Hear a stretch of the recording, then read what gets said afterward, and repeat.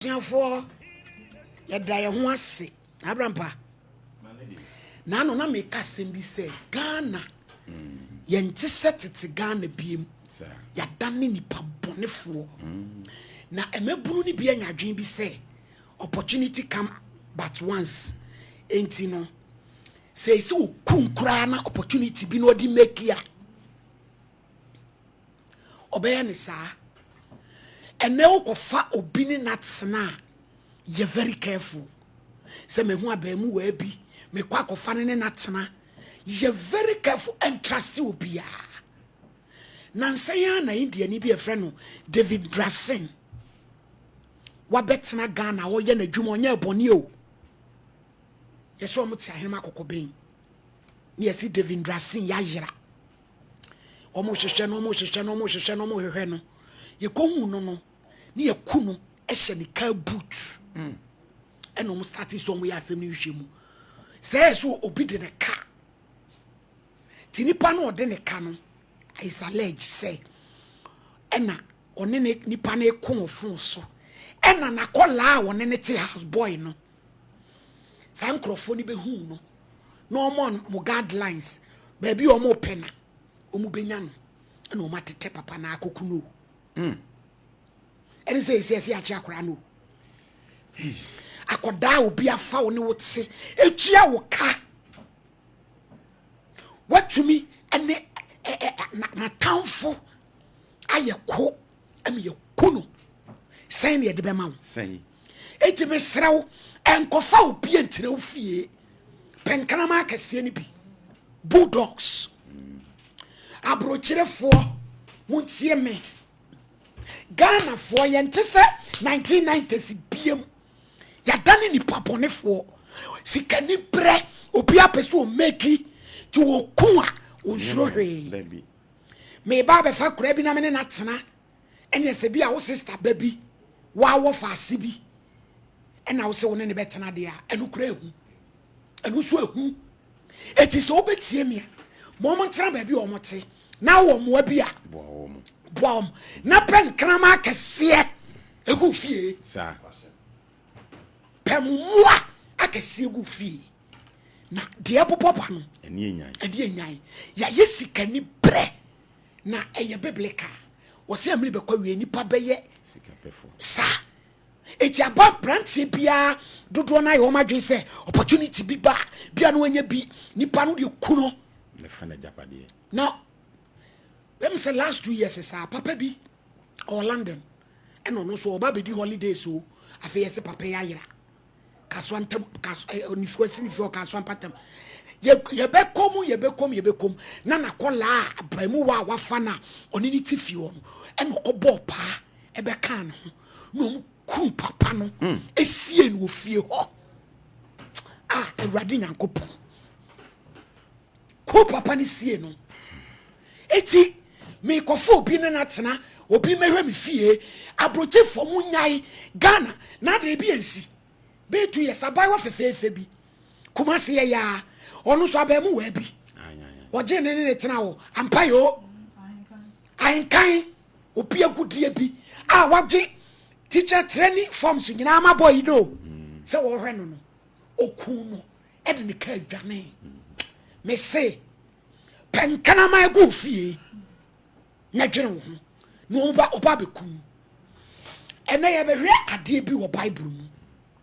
na ye besua niema ba mienu ne miensa pa de bi kan ye mi ye Bible ne nko 2 Chronicles 22:11 me de me kasa me gina Bible so 2 Chronicles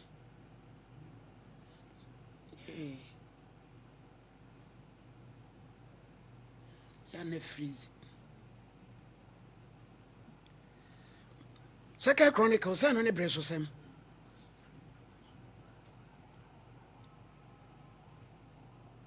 (22:11)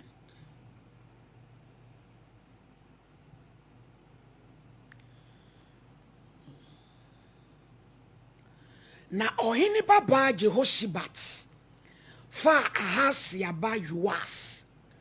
na owia no firi ohini ma a wori ku wonu mu na ode ono na ne bagegefo ni hyepiam se ohene Yehoram baba Jehoshibata oye osofo Yehodia yere no ye Ahasia nua banti ode ne huntai firi Atalia nim emfiensia na wankuno. Hallelujah. IBJ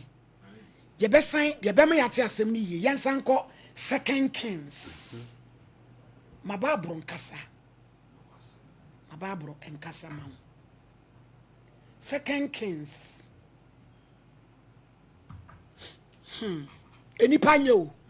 enipanye na nipa nkasa bone ewo ni petrim ye IBJ wabie wo phone wo phone so na me phone no atia afaso Bible ni so ewo ba kono so ewo yo anye sanso Bible ne da ho a momfa mre me be 2 Kings no na fa bre me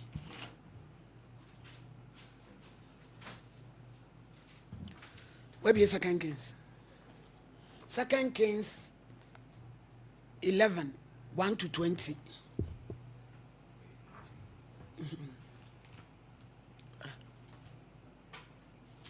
Ekose aha 11 oh IBJ mo hani padwen kwa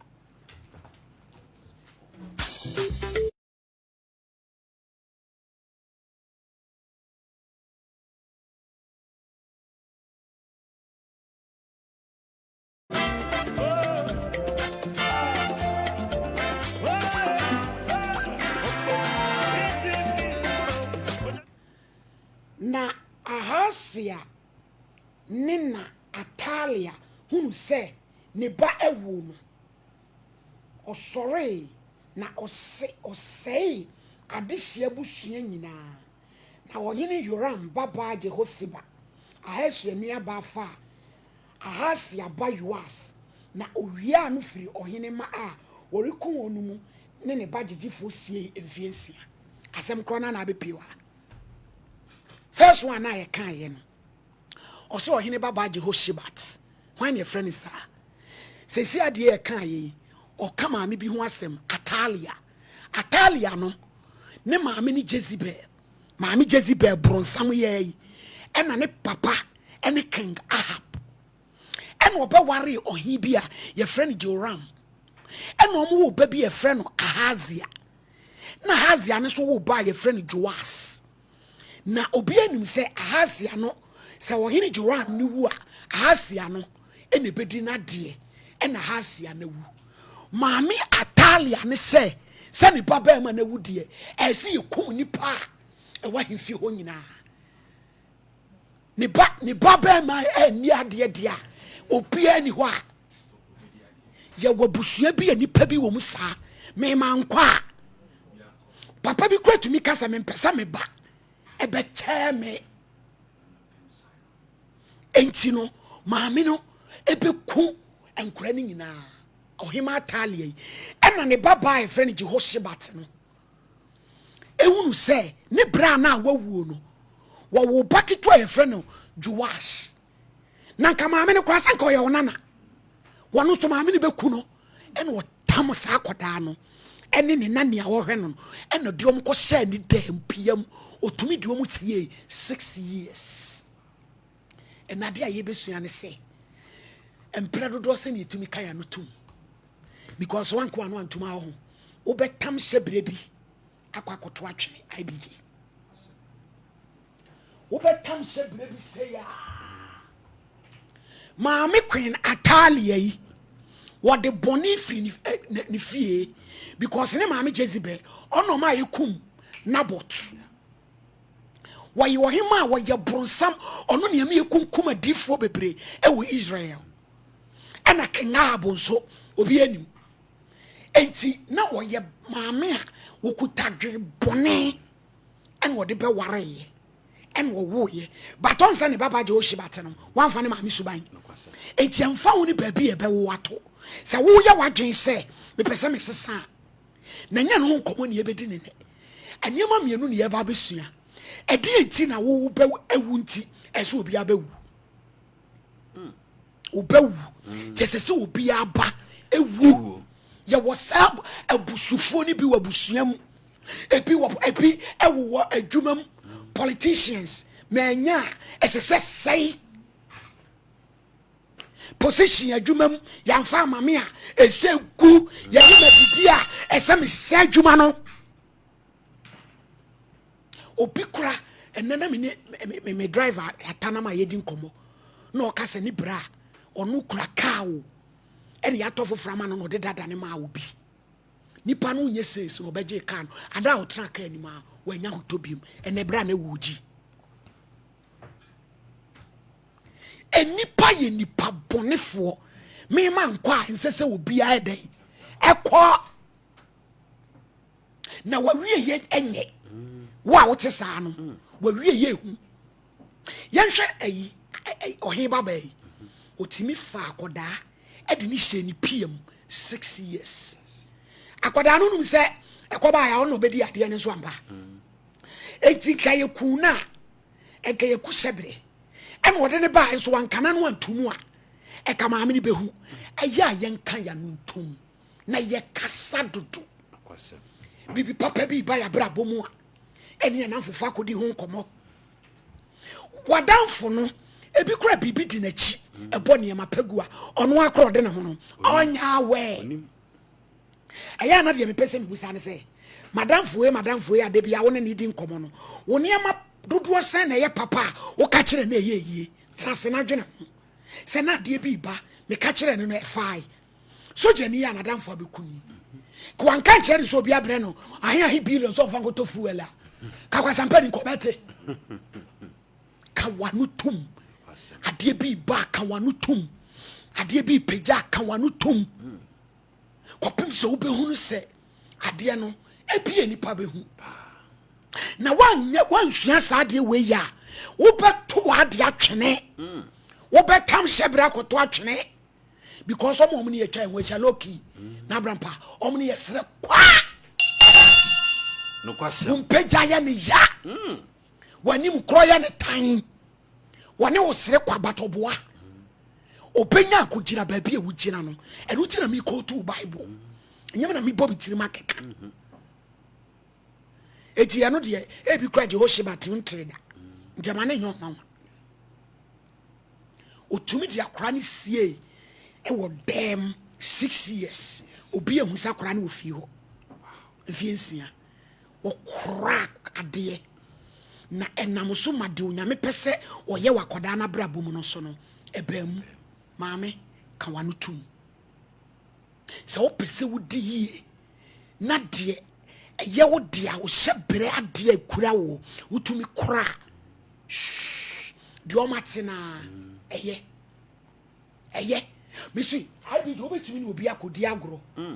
wasemu bia wonim enso no ne de won ka da unim ne ho hwe but opese bibia wo ka kire no be very careful omo ye dangerous so say very dangerous bible so omo dumi wo mutirim wo be kwa me ahwe yes wo be kwa me ahwe waka de kro na che wo dan ho a wo so ye de o kire no waka wo ni tirim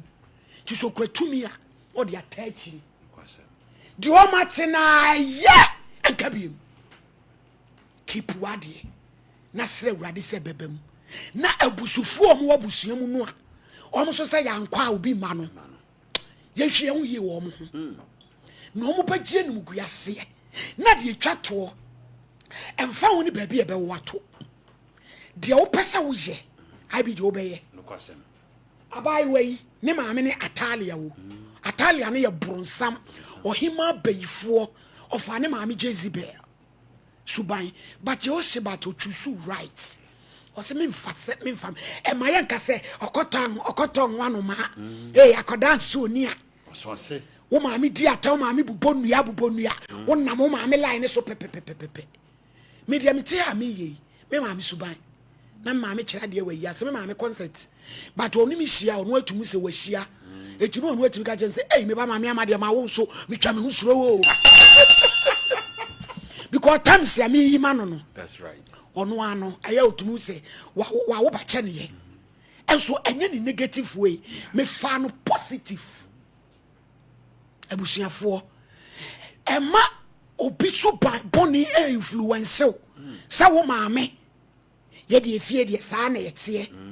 ye de efie de sa na yete ema papa so boni influence o papa pementi eye sa chinchin atwan me so ahura sim mama me papa wale 5 eti uni ho anwoden enso wakofa nkrofo mama ayo tete wo komode wo woni kapre ehia ni che ko hia e ko tintin ni ko huntin abusuafo ene yesua de ensam miensa